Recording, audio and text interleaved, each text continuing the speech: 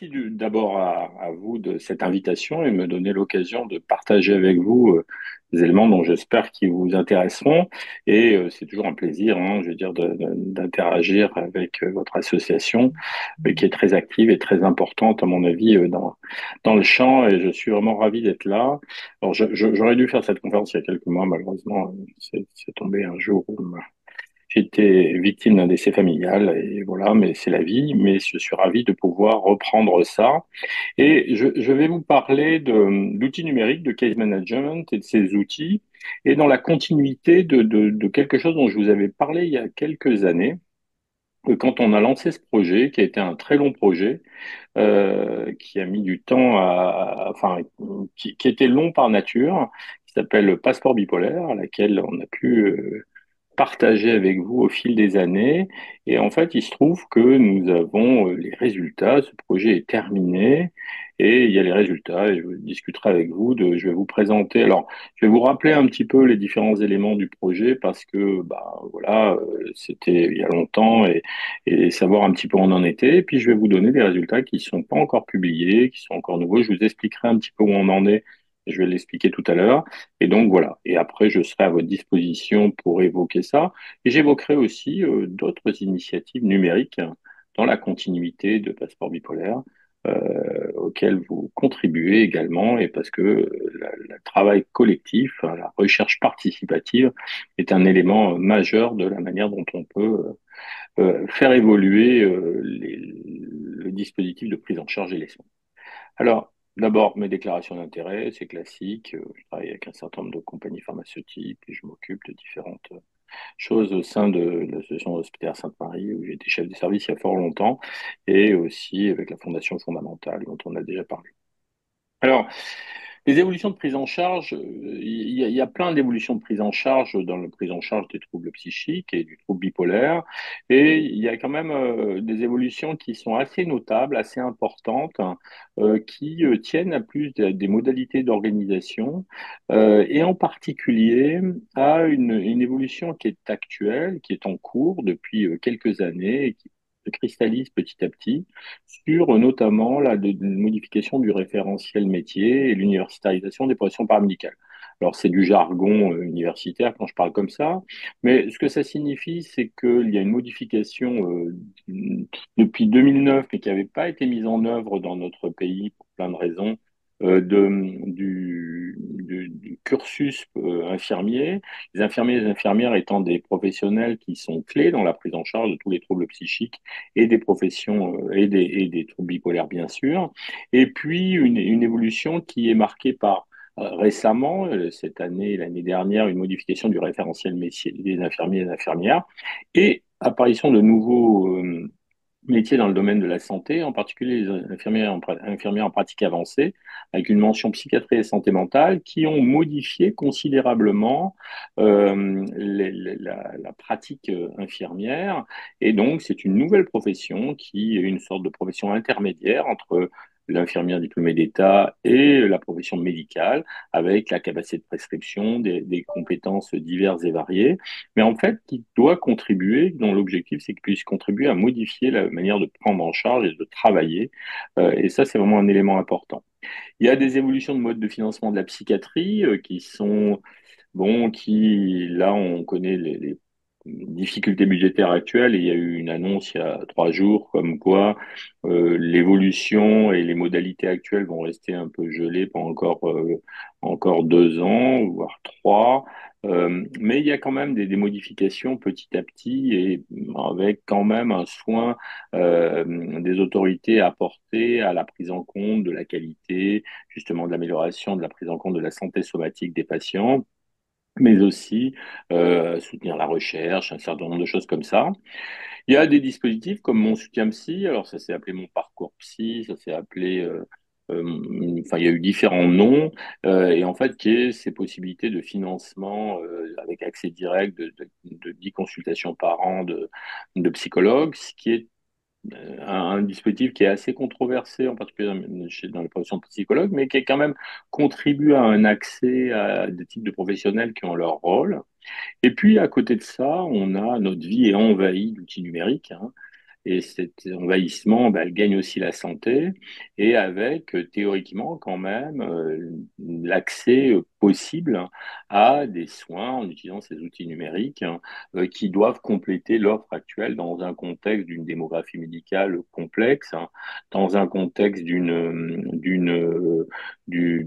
répartition sur le territoire avec extrêmement enfin, on va dire inégale en fonction des zones.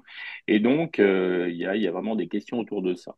Et puis, dans cette logique-là, il y a un lancement d'un grand défi numérique en santé mentale qui a été mis en œuvre qui est en fait une initiative pour favoriser l'utilisation du numérique en santé mentale et qui a été dans le cadre de l'agence de la santé numérique hein, et avec un focus particulier sur la santé mentale, avec malgré tout, malheureusement, les financements qui étaient afférents ont été quand même amputés par les différentes propositions budgétaires, mais malgré tout, ça témoigne d'une volonté. Donc tout ça, c'est un contexte assez général qui se met en place depuis quelques années, avec quand même des modifications qui existent, hein, mais avec un enjeu d'arriver à montrer que ces évolutions ont un impact sur la prise en charge pour qu'on puisse évoluer vers leur adoption et leur généralisation. Alors, le point de départ de ce projet, vous voyez, c'est un projet qu'on a monté, on a répondu, enfin, c'est au début de la mise en place d'un dispositif qui s'appelle l'article 51, qui est en fait un dispositif qui avait été mis en place pour favoriser la possibilité de réaliser des expériences de terrain, c'est le terme employé, de manière à faire, à partir d'expériences de terrain, de pratique, pouvoir essayer d'intégrer ces expériences de terrain dans la pratique générale de l'assurance maladie et pas seulement avoir des dispositifs qui sont pensés, on va dire, en centrale, puis imposés dans les territoires, pour parler avec le jargon administratif actuel. Et en fait, à ce moment-là, on s'était regroupé sous l'égide de la Fondation fondamentale avec différents professionnels pour proposer un projet que je vous avais déjà présenté. Vous voyez, il a été approuvé au journal officiel en 2019. À l'échelle de maintenant de l'accélération des choses, c'est un, c'est véritablement l'impression que c'est un monde hein, et qui se déployait sur différentes régions et différents départements, dans le Val-de-Marne, dans le Doubs, dans le Rhône, dans le Puy-de-Dôme, et avec l'idée d'une prise en charge qui articulait des outils numériques et des professionnels qui sont ces case managers. Je les ai cités tout à l'heure, mais je ne me suis pas étendu dessus, car cette notion de case manager, je vais y revenir, c'est un élément important et dont on pensait que les outils numériques n'étaient pas une réponse euh, suffisante en soi, mais que des professionnels dédiés à l'évaluation de la prise en charge dans le cours des patients était un élément important. Donc, l'objectif, c'était 2000 patients souffrant de troubles bipolaires et donc un financement qui permettait de déployer ce dispositif, hein, dont la durée de vie était de 3 ans et demi et enfin 4 ans et demi avec la période de recrutement. Puis il vous a pas échappé que le 21 septembre 2019, on avait devant nous quelque chose dont on ne savait pas qu'elle viendrait, c'était la pandémie qui est frappée en mars 2020 et qui, au cours de l'année 2020 et une partie de l'année 2021, a pas mal perturbé le déploiement du projet.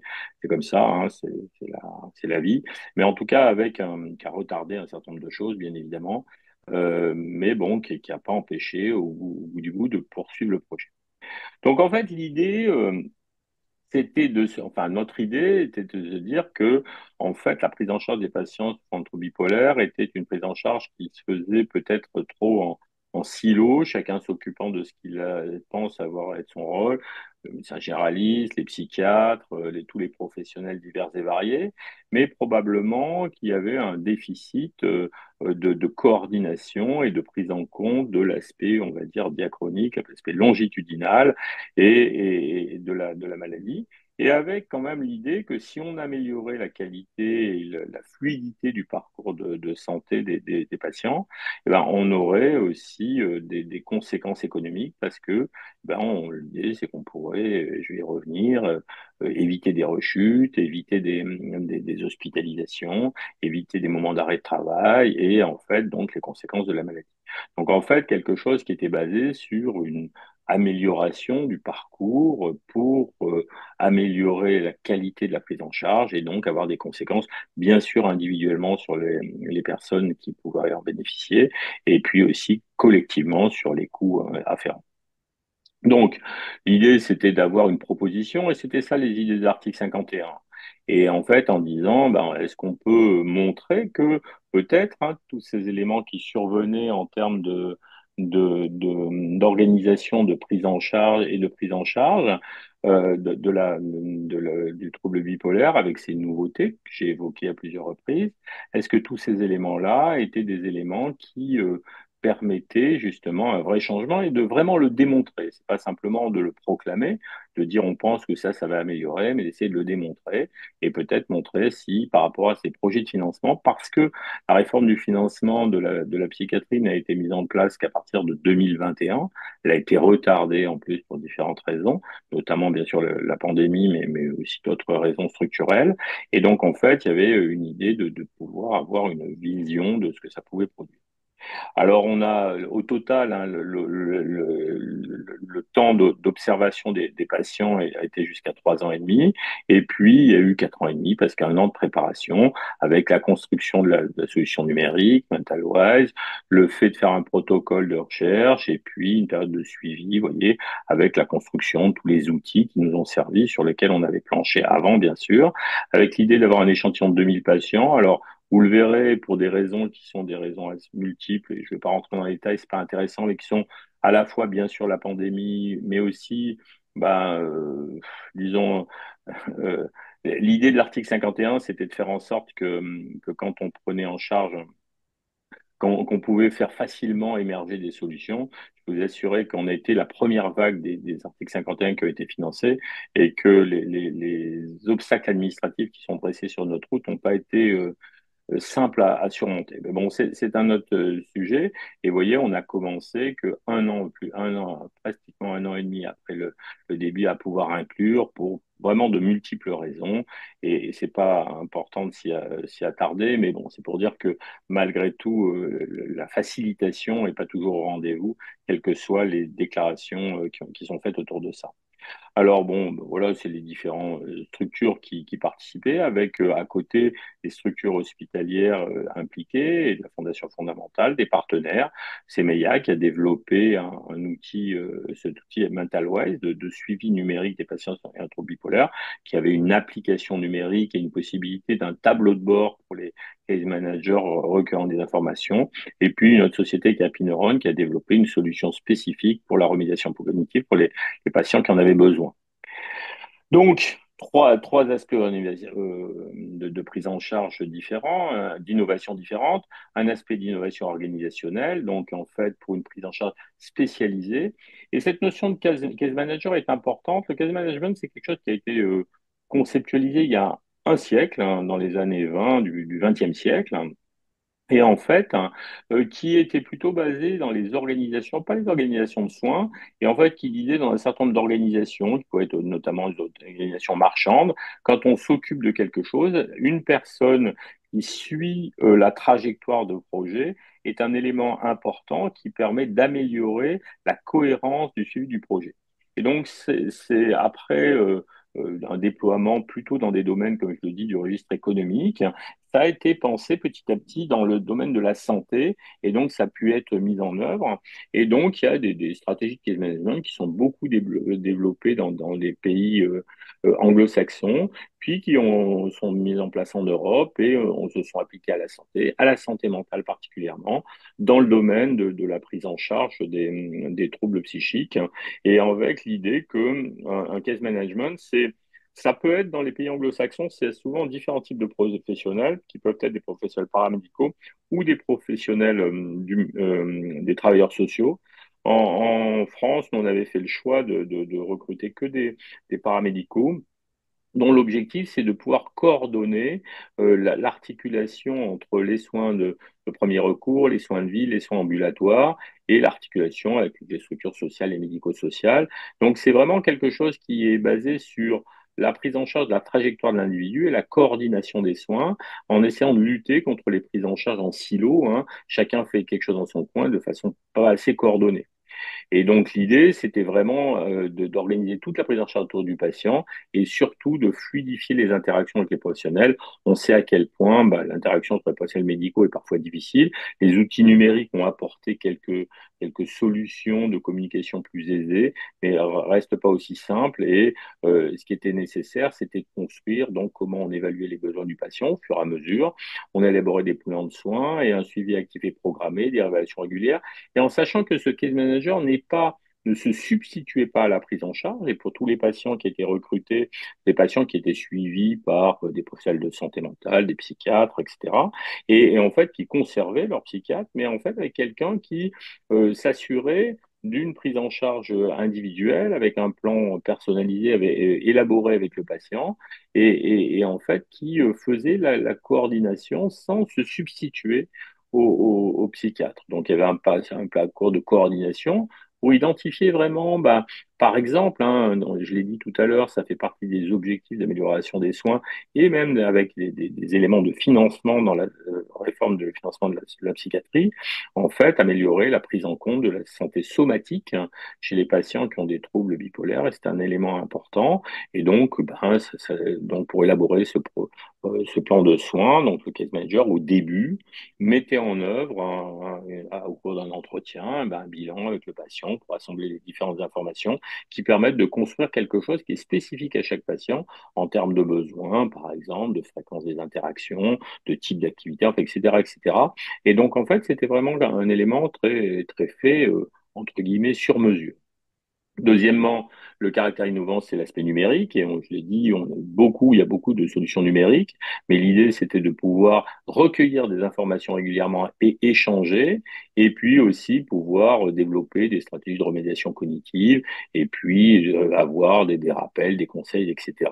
Et pouvoir aussi proposer des ressources en cas d'épisode de maladie de rechute d'un côté, et puis essayer d'identifier précocement justement les moments de risque de rechute. Et enfin, l'idée, c'est qu'on puisse identifier l'intérêt d'un financement au parcours par rapport au financement actuel, de façon à ce que, justement, je veux dire, ce dispositif justifie des ressources spécifiques, hein, outils numériques, case manager dédiés à la prise en charge, mais en même temps, est-ce que ces ressources spécifiques qui, comme je le disais, hein, ne se substituent pas aux ressources existantes, mais permettent justement une amélioration des soins et un vrai gain, y compris financièrement, bien sûr pour la santé patient, mais aussi financièrement, de manière à convaincre les pouvoirs publics de l'intérêt de pouvoir le déployer. Alors, on avait donc fait cette hypothèse que si on mettait ça en place, on allait avoir une amélioration de la qualité des soins. Et vous voyez, on a fixé des indicateurs d'efficacité, taux de suicide, tentative de suicide, taux de recours aux urgences, niveau de stabilisation des maladies cardiovasculaires somatiques, le taux de hospitalisation, le nombre d'hospitalisations et la durée des hospitalisations et le nombre de journées d'arrêt de travail. Donc, vous voyez des critères assez durs, si je puis dire, c'est-à-dire assez précis, qui ont à voir véritablement avec tout ce qui sont les risques associés à la maladie et au trouble bipolaire, et en fait qui sont des enjeux extrêmement forts pour chaque personne, parce que c'est des éléments qui témoignent de l'aggravation de l'état de santé des patients avec des conséquences individuelles parfois très douloureuses. Donc, avec aussi une évaluation pour essayer d'évaluer, je veux dire, quand on organise les soins de cette façon-là, qu'on les coordonne, qu'on favorise une personnalisation de dispositifs de soins, est-ce que ça permet une amélioration justement de cette reprise de contrôle sur la vie et puis surtout d'une amélioration de l'état de santé des patients. Alors, par contre, on attendait aussi pour les professionnels de développer des compétences et améliorer la capacité d'interaction les uns avec les autres, parce que en fait, hein, une fois de plus, on a beaucoup de professionnels qui ont des compétences, des qualités, qui s'occupent des patients, mais bon, l'élément important, c'était vraiment de pouvoir que chacun se focalise sur ce qui fait le mieux, mais que le lien soit fait quand même de manière à éviter tout ce qui peut lier à des interactions qui bloquent un petit peu le devenir. Et puis, voilà, la maîtrise comptable, une fois de plus, j'ai répété à plusieurs reprises, parler d'argent c'est pas l'élément central, mais c'est le nerf de la guerre. On en parle suffisamment à l'heure actuelle pour évaluer comment on peut faire. Donc ça, c'est globalement ce qu'on a fait. Donc, comme je vous dis, un projet, on va dire, qu'on peut qualifier d'ambitieux quand même, avec des objectifs assez importants, à mon avis, dans la manière dont ils peuvent permettre d'améliorer la qualité des soins et les soins apportés aux patients. Et donc ça, c'est vraiment quelque chose qui est majeur. Et puis, comme on l'a vu, hein, la coordination, l'évolution des pratiques, l'utilisation d'outils numériques, les aspects financiers, beaucoup de choses qui étaient importantes. On a mis du temps à mettre en place, on avait un objectif de 2000 patients pour les différentes raisons que j'évoque, enfin de mise en place que j'évoquais, on a atteint que 1200 patients, mais ce qui est quand même un échantillon tout à fait important pour pouvoir voir sur quand même un vrai groupe de patients comment on arrivait à mettre en œuvre. Et donc, ce que je vais vous présenter là, c'est des chiffres qui montrent un petit peu, alors des chiffres, des résultats, et je vais les détailler, qui montrent un peu ce qu'on a pu, est-ce qu'on a atteint les objectifs qu'on s'était fixés. Vous l'avez vu sur l'hospitalisation, sur les rechutes, sur du jour d'arrêt de travail, etc., etc.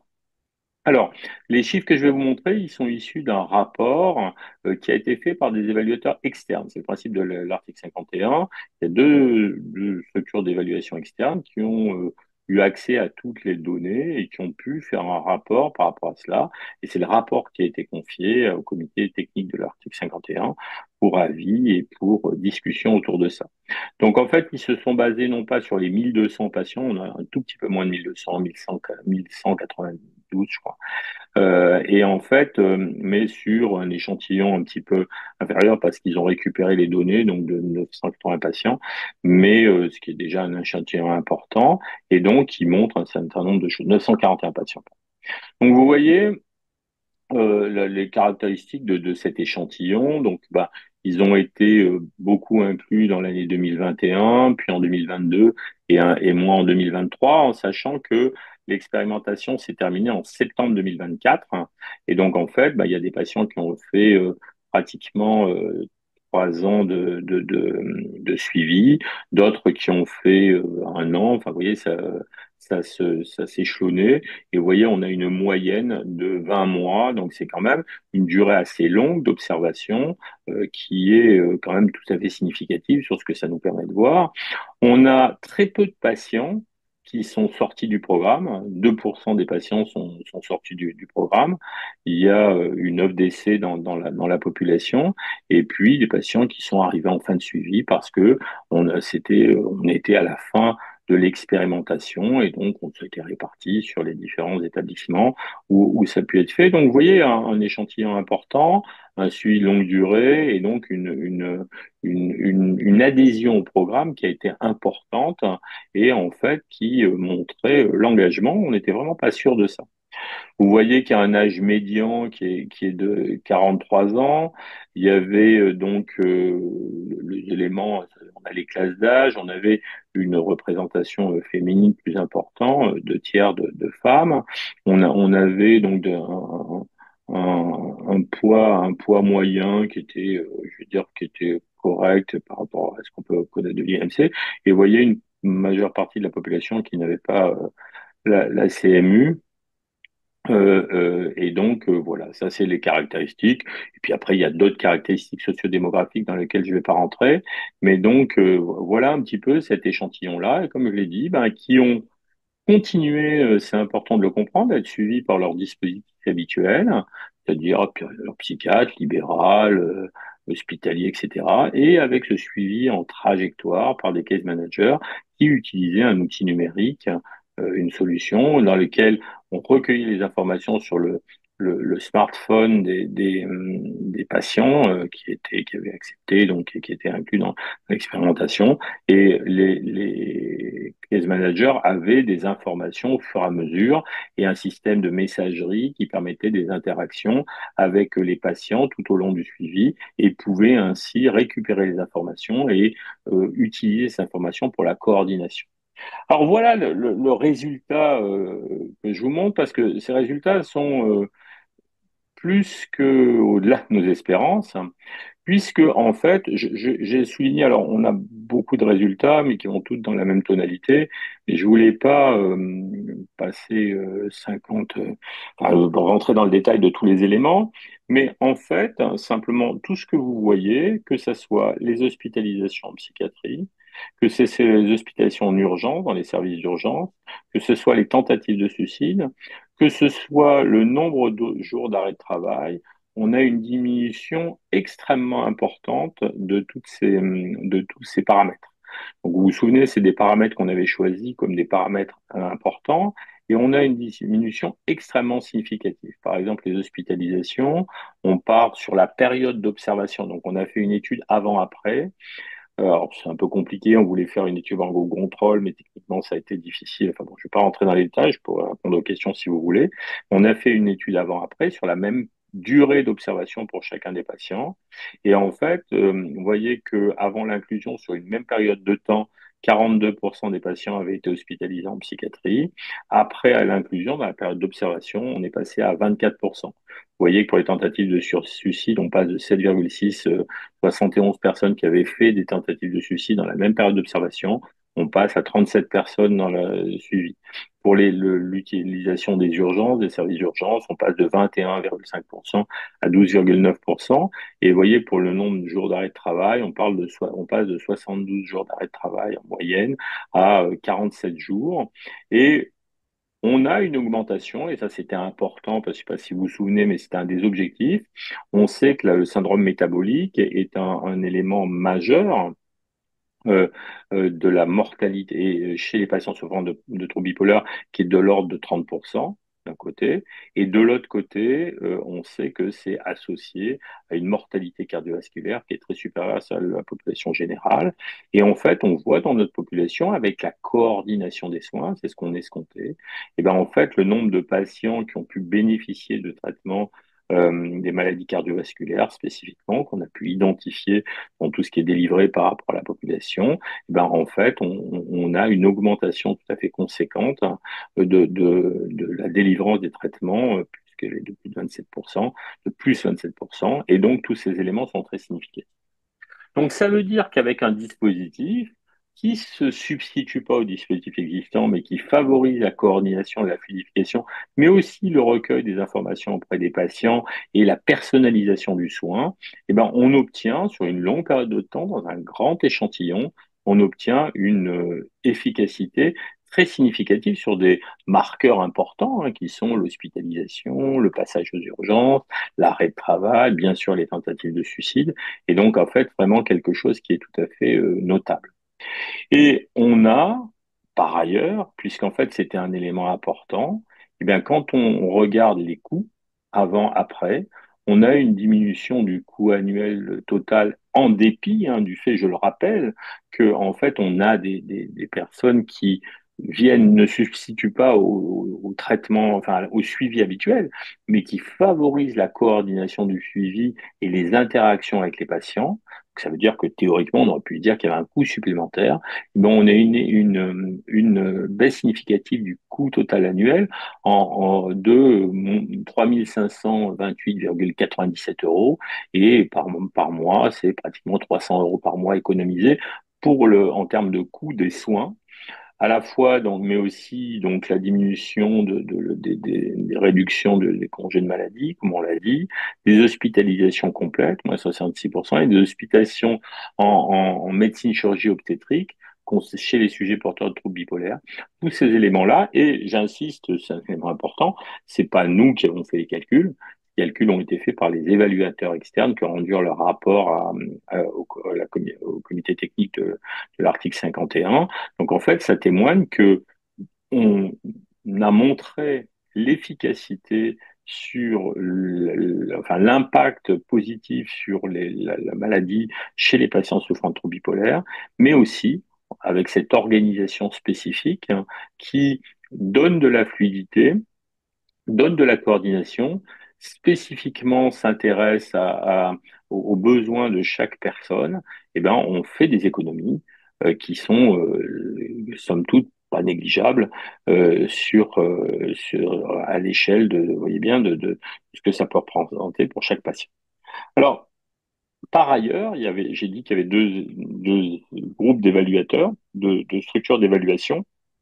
En fait, une qui a fait ces données qualitatives et quantitatives, pardon, que je viens de vous montrer, et une autre qui a montré, qui a fait ces éléments quantitatifs, qualitatifs, pardon, en faisant des questionnaires et puis des questionnaires, enfin des études en ligne, a questionné les patients, a questionné les professionnels, a fait une étude en ligne aussi, et donc avec l'intérêt sur la notion de l'accompagnement par les case managers et l'utilisation des ressources qui ont été utilisées par donc les patients et leur entourage, comme identifiés comme une sorte de filet de sécurité. C'est-à-dire les case managers sont considérés comme une sorte de filet de sécurité justement pour favoriser l'interaction dans les moments entre deux consultations médicales où on a besoin d'avoir des interactions, d'une prise en charge avec une disponibilité qui existait et puis une utilisation non chronophage justement de la solution numérique. Il y a des taux d'utilisation qui sont très élevés, qui restent très élevés à plus de 90% pendant toute la période d'observation, et puis justement une amélioration de la part de l'entourage du fait de la diminution de la pression, entre guillemets, sur l'entourage qui était décrite, hein, et un caractère, une satisfaction des professionnels de santé d'un point de vue qualitatif sur les possibilités d'interaction, une meilleure gestion des files actives, etc. Et en fait, en ce qui concerne l'application MentalWise dont j'ai parlé, hein, qui était cette application qui sous-tendait l'action, il y avait une messagerie, il y avait des échelles de ressenti, il y avait des plans de soins, et on voit que la messagerie qui permettait d'échanger, elle a été utilisée, je ne vais pas montrer les chiffres, mais elle a été utilisée par 97% des personnes qui ont participé à l'expérimentation et bon, c'est plutôt bien. Ça veut dire que ça servait, ils posaient des questions au case manager et en fait, ça favorisait peut-être ce sentiment de plus de ne pas être seul par rapport à la maladie. Il y a les échelles de ressenti qui permettaient justement au case manager d'avoir des informations sur l'état des patients, justement pour essayer d'identifier si on pouvait voir comment intensifier la prise en charge quand on identifie un risque de rechute. Et puis le plan personnalisé de soins qui a été, vous voyez, quand on voit les chiffres, il est utile pour, on va dire, une majorité des gens, mais moins que les deux autres. Mais malgré tout, c'est quand même un élément important à prendre en compte.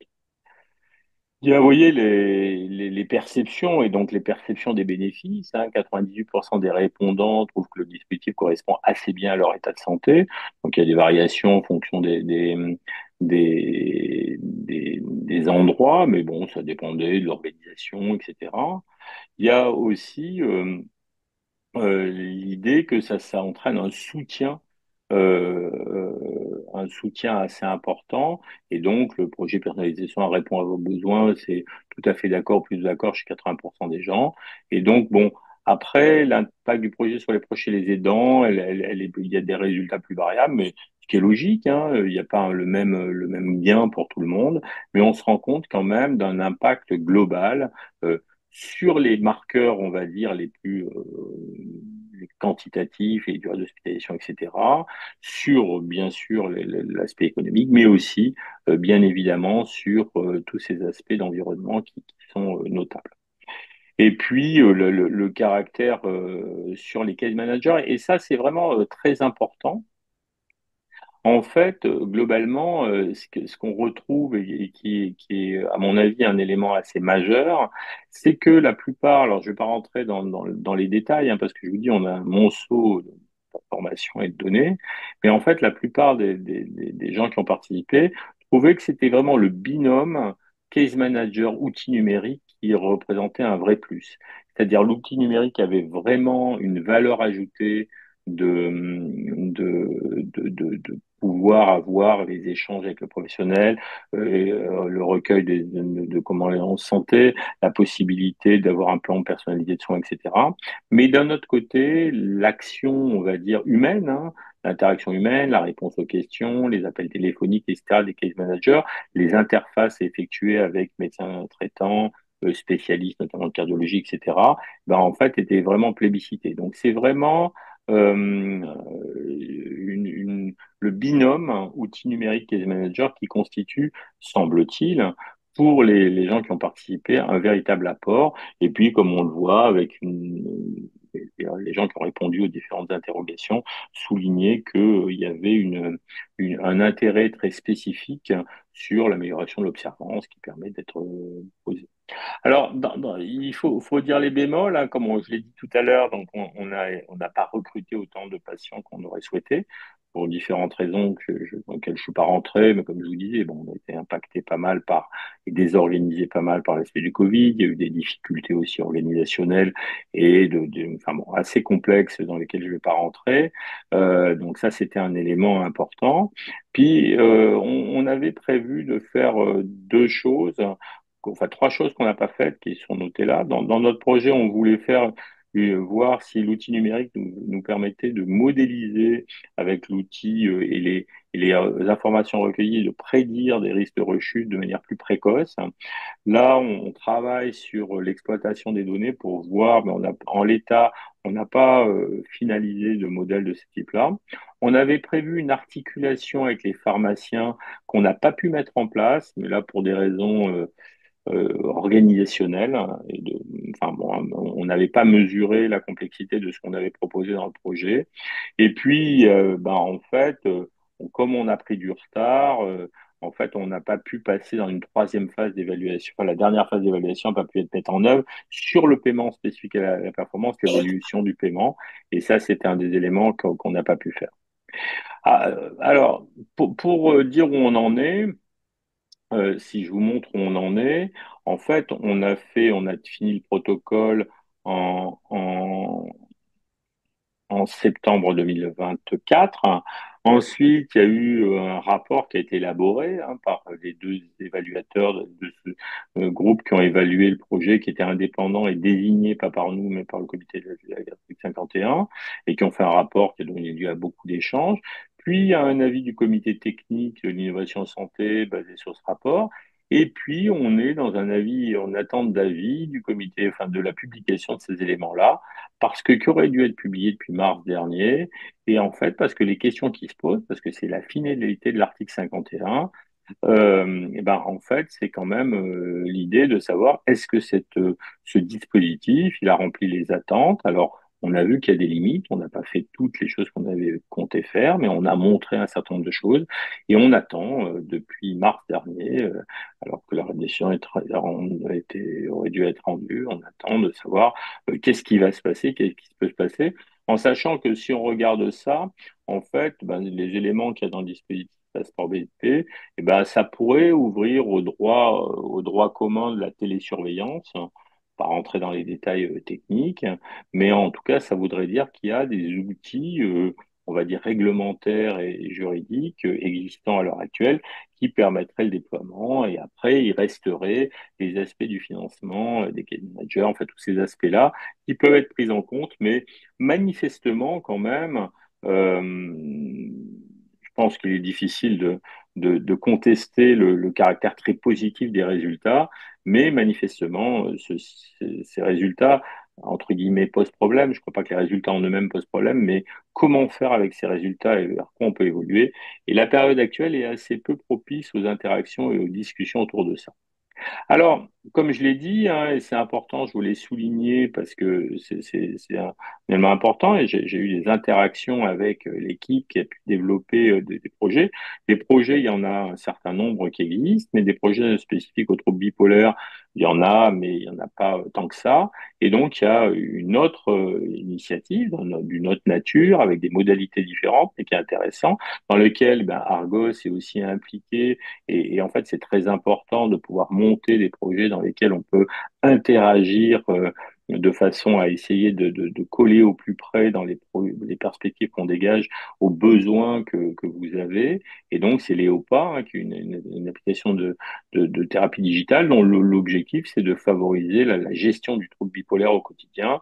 Et l'idée est d'arriver sur le marché avec un partenariat et un test justement par des personnes, je veux dire, qui vont permettre, en testant au quotidien l'outil. Et je crois que certains d'entre vous, enfin, peut-être qui assistent ou d'autres, sont impliqués. Et c'est important de soutenir parce qu'on voit que manifestement, ces dispositifs-là, articulés avec des organisations spécifiques, sont des éléments qui favorisent clairement l'amélioration de la prise en charge et la qualité des soins qu'on peut apporter.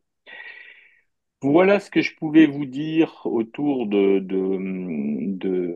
ce projet et de ces différents éléments. Et donc, je vous remercie. Et donc, voilà, je voulais partager ça avec vous parce que je trouve que ces résultats sont assez parlants, ouvrent des perspectives, des espoirs.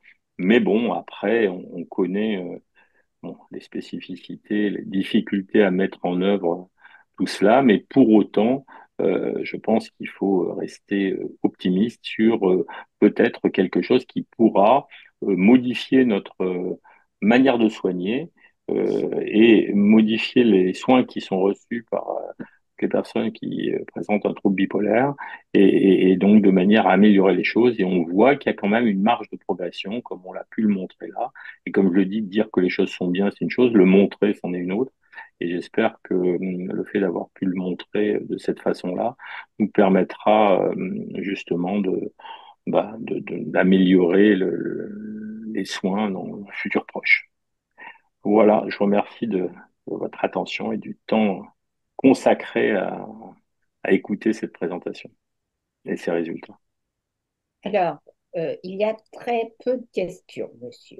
Mais nous ne sommes pas, enfin, nous ne sommes pas vraiment surpris parce que je pense il y a peu de gens qui savent encore aujourd'hui ce qu'est passeport bipolaire.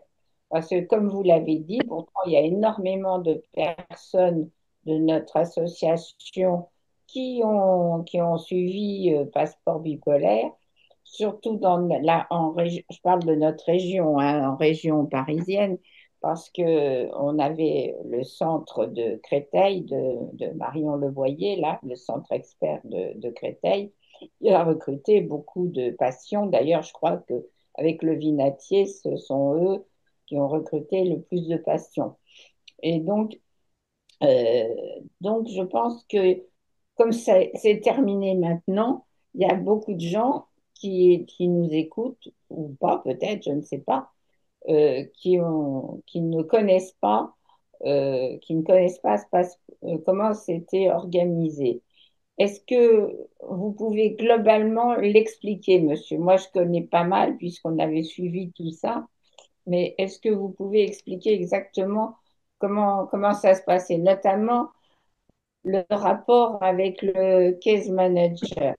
Parce que comme vous l'avez bien montré, je pense que c'est l'élément vraiment humain principal à côté des recueils de données qui, pour tous les patients, enfin ceux que je connais qui ont suivi Passeport bipolaire, représentait une sécurité, une fiabilité et que c'était en grande partie pour être suivi. Bien sûr, ils avaient la sensation d'être très bien suivis, mais en plus, ils pouvaient appeler. Ils pouvaient appeler, ils pouvaient être appelés et ça, c'était extrêmement réconfortant, à la fois pour les patients et pour les proches.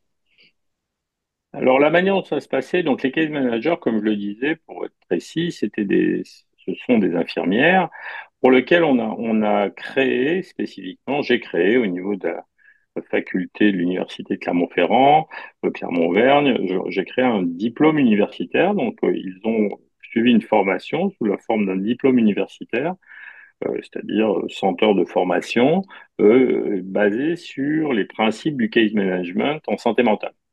Et en fait, ce qu'ils ont appris à faire, c'est justement à avoir une réflexion sur la coordination des soins, le repérage spécifique des aspects prodromaux, les outils d'éducation thérapeutique, les outils de remédiation cognitive, etc.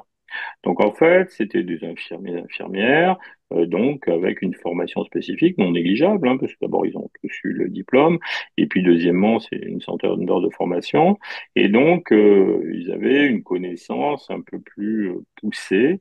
Alors c'est tous des infirmiers et des infirmières qui travaillaient dans le milieu de la psychiatrie, mais ils avaient tous une connaissance poussée de ces pratiques et la manière, par exemple, de construire un plan personnalisé de soins, etc., etc.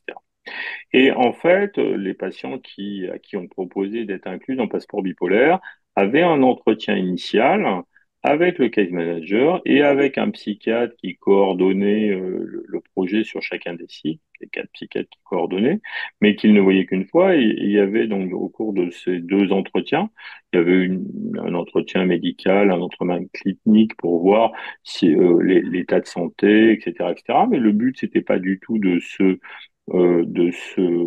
substituer au psychiatre traitant, hein, c'était juste de faire une évaluation pour le psychiatre, d'identifier toutefois, par exemple, les patients pour lesquels il y avait un besoin identifié du fait, par exemple, de difficultés de concentration, des difficultés de mémoire, il y avait un besoin de remédiation cognitive, c'était à peu près un quart des patients, et donc ces patients-là ont été orientés sur l'utilisation de la solution numérique Happy-Neurone avec des entraînements, des efforts qui ont été faits et avec un bon suivi, une bonne efficacité d'amélioration des performances. Ça, c'est le premier élément.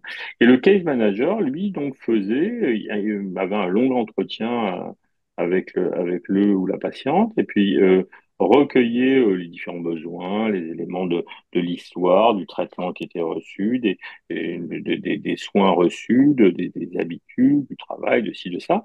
Et en fait, à partir de ça, identifier avec le patient, mais justement avec les compétences qu'ils avaient acquises au cours de leur formation, quel pouvait être l'aspect des spécificités. Est-ce que vous souhaitez échanger régulièrement par messagerie? Est-ce que vous pensez qu'il est utile d'évaluer un certain nombre de choses? Est-ce que vous pensez où vous en êtes de votre suivi, par exemple, par rapport à un éventuel syndrome métabolique? Est-ce que vous arrivez facilement à vous occuper de vos rendez-vous avec votre médecin? Enfin, toutes ces questions-là et de questions assez générales aussi, enfin, et plus précises sur l'environnement. Et à partir de ça, il y avait donc le patiente a installé sur son smartphone l'application MentalWise, hein, et dans laquelle il fournissait des informations euh, et ces informations étaient des informations sur l'état de santé, l'état du sommeil, l'humeur, etc. Et puis, il pouvait, c'est ce que vous disiez, poser des questions, une messagerie, comme un chat, hein, je veux dire, avec des échanges de messages, par le biais de l'application, au case manager qui répondait, faisait le lien s'il y avait besoin, et pouvait téléphoner aussi, utiliser des ressources téléphoniques. Et donc, en fait, pendant toute la durée, donc en fait, vous voyez bien que sur une période, les case managers avaient enfin, ça dépendait, mais avaient s'occupaient chacun d'à peu près une cinquantaine de patients. En sachant que, bien évidemment, sur une période longue, comme on l'a vu, 20 mois en moyenne, hein, certains ont été suivis 3 ans, d'autres un an, bah, en fait, il y a des patients à des moments qui vont très bien, qui nécessitent moins d'interaction, puis des moments qu'il y a des patients qui vont moins bien, qui n'ont plus d'interaction. Et donc, ça, vous avez des bonnes activités, des journées bien remplies, les case managers, mais ça permet d'avoir une disponibilité qui est ajustée. Et puis, dans chacun des sites, il y avait plusieurs case managers, deux ou trois en moyenne, et ça a fluctué dans le temps, et en fait, qui interagissaient, en fait, travaillaient entre eux aussi pour justement, bah, parce qu'ils prenaient des vacances aussi, enfin, il y avait tous ces éléments-là. Et donc, ça veut dire qu'effectivement, il y avait une continuité de ce soutien et de ces évaluations, etc., qui était vraiment faite en fonction des besoins du patient pendant une période donnée. Donc en fait, c'est ça probablement ça qui était important. Et quand on voit, par exemple, qu'on a réussi, à montrer tous les chiffres, mais on a réussi à ce que dans cette population-là, eh ben, beaucoup plus de patients mettent en place leur suivi cardiologique qui était nécessaire par rapport à leur syndrome métabolique et prennent ces traitements-là, etc., etc., ce qui a un impact sur leur santé, bah, ça témoigne que, je veux dire, le travail du case manager sur la définition de ce besoin, comment répondre aux enfin, surmonter les difficultés pour se faire suivre, comment arriver à suivre les règles et le traitement, et ben en fait, c'est quelque chose qui peut se faire, hein, qui est à la portée de tout le monde, mais qui nécessite un soutien parce que c'est pas facile, qui nécessite un appui, et que ce type de soutien et appui, eh ben, est porteur forcément de comment dire d'un espoir pour les gens dont on peut améliorer l'état de santé et de pas se contenter de dire bah oui il y a des problèmes de syndrome métabolique mais on peut rien y faire ou on s'en occupe pas. Et je pense que ça c'était important. Donc voilà un petit peu en quoi ça consistait. Oui, des professionnels qui connaissaient la maladie mais qui étaient formés spécifiquement et puis un suivi très utilisant l'outil numérique mais dans lequel l'outil numérique n'était pas le seul objet, puisqu'il y avait ce côté, et comme je l'ai dit, hein, c'est vraiment le binôme case manager outil numérique qui a été, à mon avis, le facteur qui a favorisé la bonne adhésion à la prise en charge des patients. J'espère que c'est Merci. plus clair sur la manière dont ça se passer. Je sais pas s'il y a d'autres questions par rapport à ça, mais voilà Les comment ça se questions, déroulait. les questions viennent. Blandine, tu en as sélectionné? Alors, j'ai une question. Sauf erreur de ma part, vous n'avez pas parlé des psychologues comme faisant partie du réseau des case managers. En font-ils partie? Alors, comme je le disais, hein, dans les pays anglo-saxons, les case managers peuvent être des travailleurs sociaux ou des psychologues. En fait, en France, on avait le choix de prendre que des profils de santé enfin, pour lesquels on avait, c'était un peu cadré différemment, etc. Ça, c'était un choix, mais on aurait pu faire autrement. Et par contre, il y avait mais bien évidemment, bah, là, il y avait beaucoup des patients qui avaient des suivis psychologiques variables, et donc les interactions des case managers avec les psychologues ont été réguliers également quand c'était nécessaire pour certains patients. Donc ça c'est quelque chose qu'on a fait. C'était un choix de notre part. Alors, la raison pour laquelle on a fait ce choix, elle est assez simple, hein. Elle tient au fait qu'on voulait une homogénéité des professionnels, ne serait-ce que pour identifier les aspects de coût et les ressources par rapport aux l'idée. Il faut bien garder en tête que c'était pas un projet de recherche, on va dire simple. L'idée, c'était quand même de démontrer que avec une modalité de prise en charge et donc avec des professionnels homogènes sur 4 endroits assez différents, hein, on s'était tous basés sur des hôpitaux universitaires, mais les environnements du Vinatier, de Chenneviers à Créteil, du CHU de Clermont, du CHU de Besançon, sont assez différents, ben, qu'avec ces environnements et des équipes qui étaient calibrées à peu près de la même manière, de manière à harmoniser les aspects de coût, on avait quand même un impact économique marqué. Donc ça, c'était un choix. On pourrait tout à fait penser à l'avenir à intégrer des psychologues parmi les case managers. Comme je le dis, ça se fait dans les pays anglo-saxons, et nous, on avait fait ce choix-là. D'accord, il y a J'ai- une Blandine, c'est rare comme prénom, qui a le même initial que moi, qui dit est-ce qu'il y a une fiche de poste pour case manager?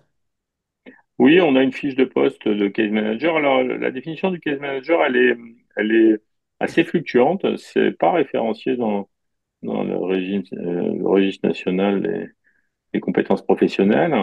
Mais en tout cas, nous, on avait élaboré une fiche de poste par rapport à la définition de ce qu'est un case manager. Et comme je le disais, ça s'est développé dans des domaines autres que la santé il y a un siècle. Et donc, petit à petit, alors il y a une différence entre les case managers qui s'occupent des individus et les care managers, c'est le terme que j'ai utilisé les deux termes, enfin j'ai présenté les deux termes dans mon document, en fait, eux ont plus une fonction uniquement de coordination. On l'a vu là, Mhm. les case managers coordonnaient les soins, mais basés sur chaque individu. C'est-à-dire, c'était avec chaque patient avait un contact avec un case manager donné, à qui il était, enfin, avec qui il était en relation et qui gérait spécifiquement. Les care managers sont plutôt des gens qui s'occupent de l'organisation générale. Un care manager, par exemple, serait celui qui peut mettre en œuvre un dispositif de soins qui comprendrait par exemple des case managers. Donc c'est bon, vous voyez bien que c'est des terminologies anglo-saxonnes, on les utilise de façon assez basique, mais c'est un peu ça. Et il y a des variations un petit peu sur les modalités de mise en œuvre. Mhm. Et que sont-ils devenus, ces case managers, après l'arrêt de passeport bipolaire? Bah, c'était des infirmiers et des infirmières qui avaient été généralement recrutés au sein des établissements et donc en fait ils ont réintégré d'autres fonctions et ont continué, certains s'occupaient de troubles bipolaires, d'autres choses. Moi, parmi les case managers, dans les case managers qui ont constitué l'équipe à Clermont-Ferrand, il y avait une infirmière en pratique avancée qui était infirmière en pratique avancée et donc qui a été aussi un grand apport pour le projet et ensuite qui a continué, enfin qui a pris une autre fonction dans le cadre de cette compétence-là. C'était un choix que j'avais fait parce que ça me paraissait, alors que je disposais d'une infirmière du service, comme j'ai coordonné la formation pendant des années d'infirmière de pratique avancée, ça avait été pas très compliqué de la pousser à le faire et elle est devenue IPA et donc on avait pu l'inclure.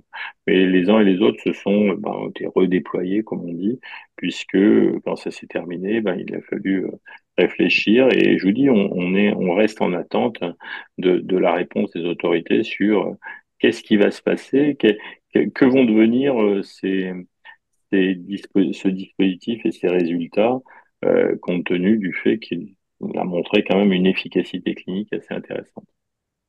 Oui. Justement, il y a une autre Blandine qui demande ces résultats sont-ils diffusés aux médecins psychiatres en France?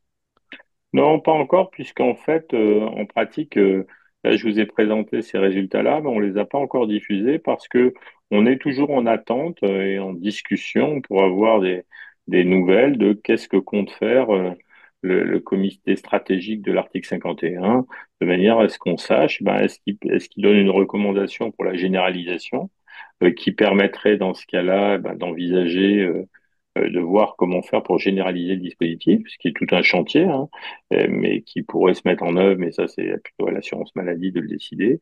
Et donc en attendant, mais on compte bien les diffuser et communiquer dessus de façon à mettre en avant quand même l'intérêt dans les mois qui viennent. Mais là, on était vraiment dans une phase de discussion et donc on était un peu prudent sur la manière de communiquer.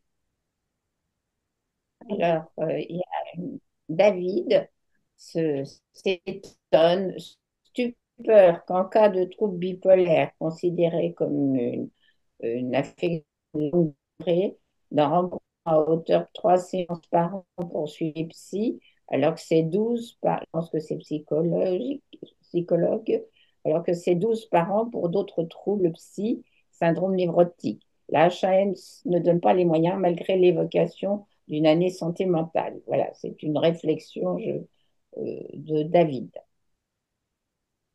Il y Oui, a des questions. Hum. une fois de plus, c'est des débats. Je ne vais pas alimenter plus le débat, mais effectivement, on peut être un peu insatisfait sur la manière dont les choses s'articulent. Il y a plein de. Mais bon, voilà ce qu'on peut dire. Il y a Ouais. une autre question de Blandine. Est-ce qu'il y avait une supervision des case managers sur les 3 ans? Bah, oui, comme je l'ai dit, il y avait un psychiatre référent par centre qui supervisait les case managers et qui les soutenait en cas de besoins spécifiques par rapport à, par exemple, des situations cliniques, quand il y avait des questions qui étaient posées, des interactions avec des patients, etc., et pour lesquelles les case managers qui étaient principalement féminines pouvaient se sentir démunies en fait, il y avait une supervision et un appui régulier des psychiatres de chacun enfin, du psychiatre référent qui était à mi-temps sur chacun des sites. Et mais une qui autre ne question voyait, d'un... comme je l'ai dit, il ne voyait les patients qu'au début. Le psychiatre n'avait pas pour vocation, comme je l'ai dit, de se substituer au psychiatre existant, mais il avait quand même un retour d'information de la part des case managers quand c'était nécessaire. Et une autre question d'un spectateur anonyme. Existe-t-il des avancées chimiques, entre parenthèses médicaments, notamment permettre aux patients de ne pas trop grossir? C'est mon cas et je sais qu'il existe des solutions. Qu'en pensez-vous? Bénéfices, meilleure estime de moi et moins de risques cardiovasculaires. Ah bah, il y a clairement des bénéfices par rapport au risque, par rapport aux traitements qui sont associés, enfin aux prises de poids qui sont liées aux médicaments. Alors des médicaments qui ont moins d'impact sur la prise de poids qui soignent le trouble bipolaire. À l'heure actuelle, il n'y a pas de nouveaux médicaments par rapport à ça. La question qui se pose, hein, qui est une question sur laquelle on est en train de déployer un projet de recherche, mais qui est une question importante. C'est, vous savez bien, vous avez tous entendu parler, je pense, de ce qu'on appelle les agonistes GLP-1, hein, on connaît bien Hmm. par le petit nom l'Ozempic et des choses comme ça, et qui sont des produits dont on peut penser que l'utilisation chez les patients qui présentent un syndrome métabolique dans le conséquence d'un traitement psychotrope ou lié aux maladies, en fait, pourrait être particulièrement intéressant. Donc là, on a déployé, qui est Oui, piloté par le professeur Sultan à Montpellier, pardon, un projet de recherche pour justement démontrer cet intérêt-là, de manière à essayer de voir si on pourrait, enfin, qu'est-ce qui pourrait être fait pour favoriser cette utilisation et justement sur tous les aspects de remboursement, mais c'est un sujet très crucial à l'heure actuelle par rapport à ces produits-là dans ce contexte-là. Donc ces produits qui peuvent permettre la prise de poids dans un contexte contrôlé, mais de manière tout à fait importante, spécifiquement pour les patients ayant une problématique liée aux syndromes métaboliques consécutifs comorbides aux troubles bipolaires, mais aussi associés au traitement reçu. si je ne me trompe pas, il n'y a pas encore l'AMM en psychiatrie. C'est pour, Non, non, il n'y a pas du tout, mais même, je veux dire, dans l'état, même, vous savez, maintenant, il y a la possibilité de prescription par les médecins généralistes, mais la problématique principale et qui reste une problématique majeure, c'est que c'est des produits qui sont chers et en fait, pour lesquels il n'y a pas de remboursement à l'heure actuelle dans cette situation-là. Donc, c'est une vraie question sur comment faire par rapport à ça. Alors Mhm. après, il y a, ces produits semblent avoir un intérêt dans pas mal de, il y a pas mal de recherches qui semblent montrer que ces produits, à côté de leur effet sur le poids, possèdent aussi un intérêt sur la récidive dépressive, le trouble lié à l'usage de l'alcool ou des choses comme ça. Donc, il n'est pas exclu, enfin, il est même assez probable que dans un avenir assez proche, les compagnies qui développent ces produits, il y en a deux à l'heure actuelle, enfin, deux compagnies, ils vont peut-être essayer de voir s'il n'y aura pas des indications pour ces produits, pour le traitement, hein, directement pour le traitement de certains troubles psychiatriques et notamment les troubles de l'humeur. Oui, Mhm. j'ai donc une véritable espérance. Donc, il Oui, va y avoir il une y a vraiment, étude. il y a des papiers, il y a des publications qui ont été faites là-dessus, et je peux vous dire, sans rentrer dans les détails, que ces compagnies s'interrogent sur, enfin, sérieusement sur les stratégies pour essayer de développer des projets dans ce sens-là. Il y a D'accord, d'accord. Anne-Aurélie qui nous demande Alors, sur le dispositif. Je ne connaissais pas ce dispositif, mais il ressemble à ma prise en charge en CMP en Finistère. Est-ce que ça a été généralisé dans beaucoup d'hôpitaux? Non, non, pas. Alors, tant mieux si dans votre CMP, ben, ça fonctionne comme ça. C'est plutôt une très bonne chose et c'est bien. Mais le dispositif on va dire, l'articulation entre ben, ce suivi individualisé, longitudinal, qui est coordonné et un outil numérique, a pas été généralisé dans beaucoup d'hôpitaux. Mhm. personne demande des renseignements sur l'application Menloise. Où est-ce qu'ils peuvent la trouver? Alors, dans l'état actuel des choses, elle n'est pas disponible puisqu'en fait, elle reste intégrée dans ce projet-là. Et en fait, c'est la question, c'est si on arrive enfin, s'il y a une validation de son utilisation, elle sera disponible à ce moment-là. Alors, juste pour vous dire, je suis en train de monter un projet avec dont je vous reparlerai si vous voulez dans quelques temps. En fait, l'université de Harvard aux États-Unis a créé a créé un site qui s'appelle Application Evaluation Model, iMinds. Et en fait, ce site, quand une application le demande, enfin, c'est les applications qui le demandent, en fait, teste les applications pour vous dire les caractéristiques. Est-ce que c'est basé sur des preuves? Est-ce que les données sont sécurisées? Est-ce que si, est-ce que ça? Et en fait, il recense et il est accessible pour les patients et pour les professionnels pour faire le choix par rapport à des applications. Et en fait, on est en train de monter un accord avec eux pour en faire une version française qui permettra de donner des outils à tout le monde. Donc, il faut qu'on trouve un peu de sous là, qui permettra de faire des outils, de trouver des outils à tout le monde de manière accessible pour trier un peu les applications qui existent. Alors, une fois de plus, ça classe pas les applications, mais ça donne des informations sur différents domaines. Et en fait, ces différents domaines permettent justement d'avoir une représentation de l'intérêt de chacune de ces applications. Et je pense que ça manque parce que des applications en santé mentale ou en bien-être, etc., il y en a des centaines et des centaines, voire des milliers et des milliers. Et je pense qu'on a besoin d'outils guides. Et c'est pour ça qu'on essaie de travailler avec eux pour faire une version française et des applications qui sont en français, de manière à ce que ça puisse guider les gens pour leur utilisation. Mhm. Il y D'accord. a une J'ai une question d'un spectateur anonyme et de Jean, je suppose. Est-ce que vous pouvez redonner le nom des GLP? Qu'est-ce que c'est exactement? Préciser ce que c'est. Alors, c'est les agonistes GLP-1 du glucagon-like peptides. C'est le produit qui est le plus connu, c'est l'Ozempic. Et là, le groupe, c'est les incrétines, INCRETINE. Et en fait, c'est des médicaments dont on a découvert et donc qui sont utilisés en injection et que ce sont des médicaments qui diminuent l'appétence à la nourriture et qui qui augmente la survenue du sentiment de satiété très facilement. Donc, c'est des médicaments qui sont très spectaculaires. On en parle beaucoup, hein. Alors, c'est réservé, c'est des médicaments qui sont assez chers.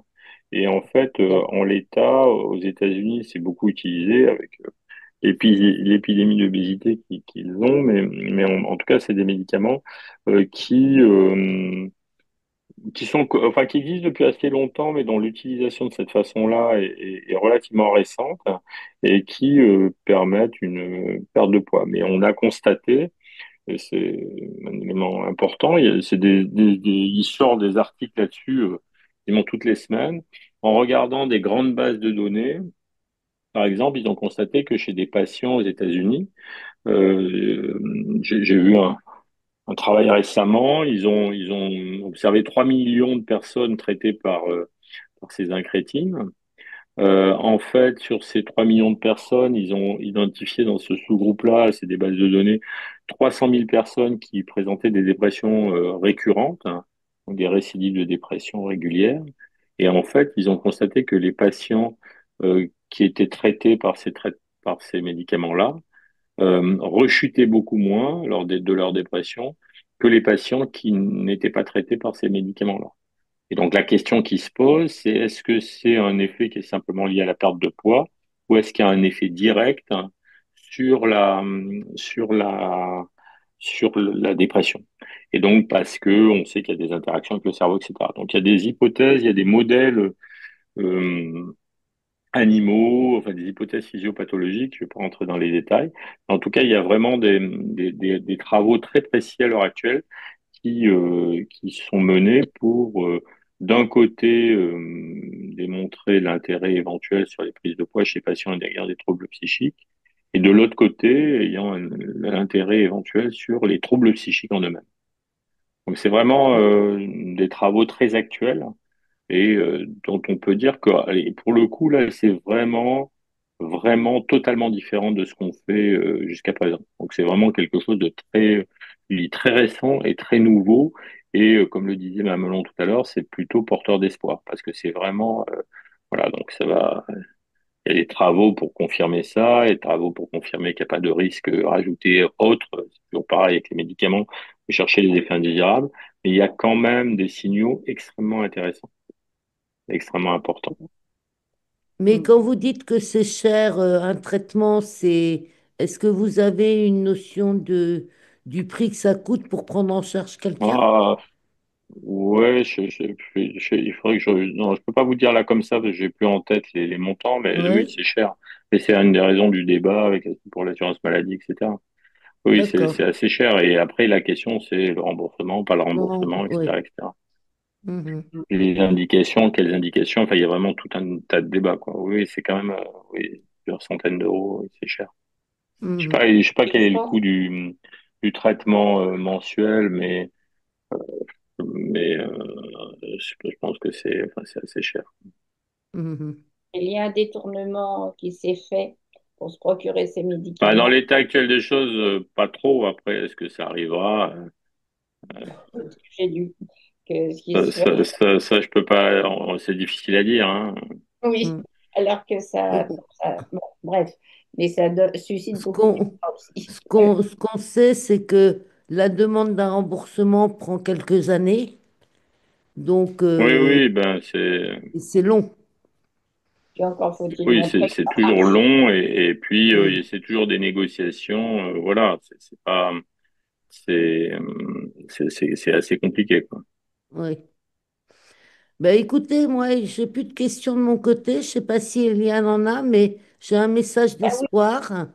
moi, alors attends, parce qu'il y a quand même le David qui demande, parce que je crois que c'est très important ça, suivi somatique des problèmes cardiovasculaires, pourquoi étudier particulièrement cet aspect spécifiquement plutôt que d'autres pathologies somatiques? Alors, vous l'avez dit, mais ça me paraît très important Mm. de le rappeler.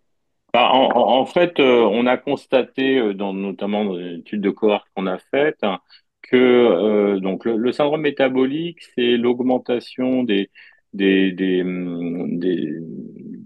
lipides dans le sang triglycérides et cholestérol, l'augmentation de la glycémie, l'augmentation du périmètre abdominal qui témoigne enfin, de la masse graisseuse rétropéritonéale et l'augmentation de la tension. Donc, syndrome métabolique, c'est les conséquences de l'obésité, de la prise de poids.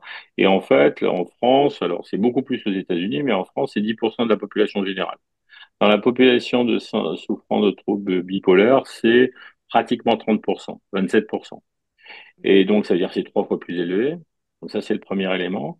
Et dans cette population-là, pour laquelle on identifie un syndrome métabolique, 75% ne reçoivent pas de traitement. C'est-à-dire n'ont pas de mesures hygiéniques, n'ont pas de traitement pour diminuer le cholestérol et triglycérides comme les statines par exemple, etc., etc.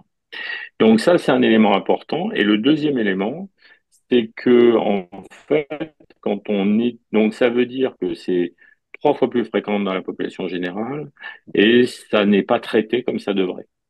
Donc ça, c'est un élément majeur. Et deuxièmement, le syndrome métabolique est associé chez les patients sur un trouble bipolaire à une surmortalité, à une perte d'espérance de vie qui est liée à la mortalité cardiovasculaire. Et on peut estimer cette perte d'espérance de vie à environ 8 ans. Alors bon, les données variables, mais en tout cas, ce qui est sûr, c'est qu'il y a une surmortalité d'origine cardiovasculaire liée directement au syndrome métabolique. Donc en fait, ça nous semblait majeur d'identifier, bien sûr qu'il y a bien d'autres comorbidités, vous avez parfaitement raison, mais cette comorbidité-là, dont on sait qu'elle est mal prise en charge, eh bien en fait, ça nous semblait particulièrement important de la cibler comme objectif pour essayer de voir si on arrivait à modifier justement ce défaut de prise en charge. Et on constate que, eh ben, en fait, les gens sont passés moins aux urgences pour des raisons cardiovasculaires, médicales et donc notamment cardiovasculaires, et ont eu beaucoup plus de traitements, de manière très significative, de traitements pour ça. Donc ça veut dire qu'on voulait montrer que face à ce risque c'est ce qu'on appelle un risque, facteur de risque évitable, et ben, cette stratégie qu'on avait mise en place permettait d'avoir une action. C'est un choix hein, de choisir ceci parce que c'est un risque vraiment important, mais vraiment évitable. Et en fait, en s'en donnant les moyens, ben, on peut améliorer les choses. C'est ce qu'on a essayé de montrer. C'est ce qu'on a montré en tout cas. C'est notre but et on a montré ça, mais c'est pour ça qu'on a fait ce choix. Pas plus, hein, faire des choix, c'est forcément, on pouvait pas tout rechercher. Et faire un choix, c'est forcément à renoncer à d'autres choses. Mais la raison de ce choix, c'est ce que je viens d'expliquer, en particulier le risque par rapport à la mortalité. Donc, on n'a Mhm. plus qu'à attendre maintenant, si j'ai bien compris. Exactement. Et espérer que le relatif immobilisme de notre politique de notre pays n'impacte pas trop les prises de décision et permette peut-être d'espérer qu'on aura la possibilité notamment d'essayer de généraliser le dispositif. Bon, ben, Écoutez, merci beaucoup, message. professeur Lorca. Je voulais vous lire le message de David, à moins que Eliane, tu as encore une question. Oh non, j'ai tout dit, moi. Oui, ben, je crois que j'ai tout posé aussi. Donc, je vous lis le message de David. Et donc, on se rend compte que s'occuper plus de patients bipolaires, infirmiers, cases machin, applications, etc., permet de diminuer les taux de suicide, les hospitalisations, etc., et faire des économies.